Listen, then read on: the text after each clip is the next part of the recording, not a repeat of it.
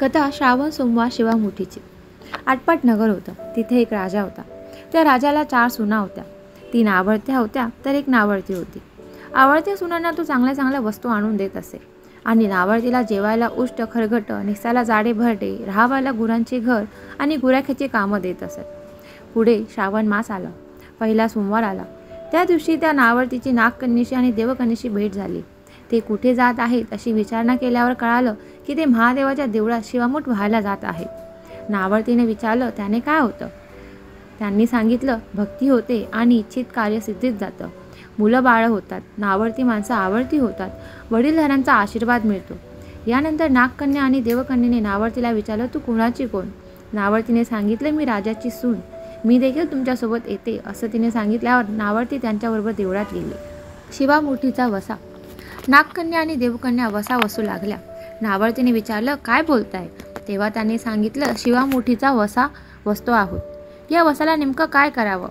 मूठ चिमूट तांदूळ घ्यावे, शिवराई सुपारी घ्यावी, गंध फूल घ्यावं, 2 बेलाची पाने घ्यावी, मनोभावे पूजा करावी, हाती तांदूळ घ्यावे आणि म्हणावे शिवा शिवा महादेवा, माझी शिवामूठ ईश्वरी देवा, सासू सासऱ्या दिरा भावा, ननंद जावा, भ्रतर नावडती आहे ती आवडती कर रे देवा असे म्हणून तांदूळ वाहावेत।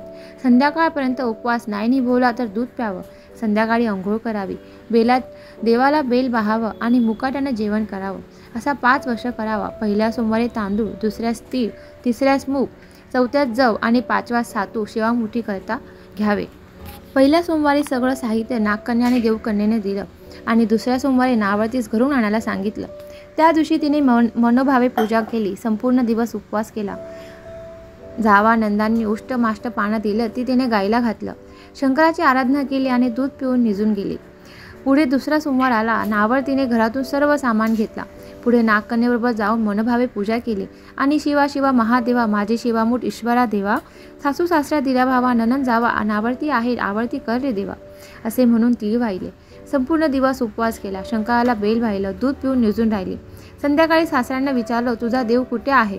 नावडतीने सांगितलं माझा देव लांब आहे, वाट कठीण आहेत, काटे कुठे आहे, साप वाघ आहे, तिथे माझा देव आहे। पुढे तिसरा सोमवार आला। पूजेचं सामान घेतलं, देवाला जाऊ लागली। घरची माणसं मागे जाऊ लागली। नावडती तुझा देव दाखव म्हणू लागली। नावडतीला रोजचा सराव होता, तिला काही वाटलं नाही, परंतु सर्वांना पुष्कळ काटे कुठे लागले। नावडतीची दया आली। आजपर्यंत रानात कशी येत असेल कोण जाणे। नावडतीला चिंता पडली, देवाला प्रार्थना केली, देवाला तिची करुणा आली। नागकन्या देवकन्यासह वर्तमान देऊळ सुवर्णाचं झालं, रत्नजळिताचे खांब झाले। सगळ्यांनी देवाचं दर्शन घेतलं। नावडती पूजा करू लागली, गंध फुलं वाहू लागली। नंतर शिवमूठ घेऊन शिवा शिवा महादेवा, माझे शिवामूठ ईश्वरा देवा, सासू सासऱ्या दिरा भावा, ननंद जावा, नावडती आहे आवडती कर रे देवा असे म्हणून शिवाला वाहिली।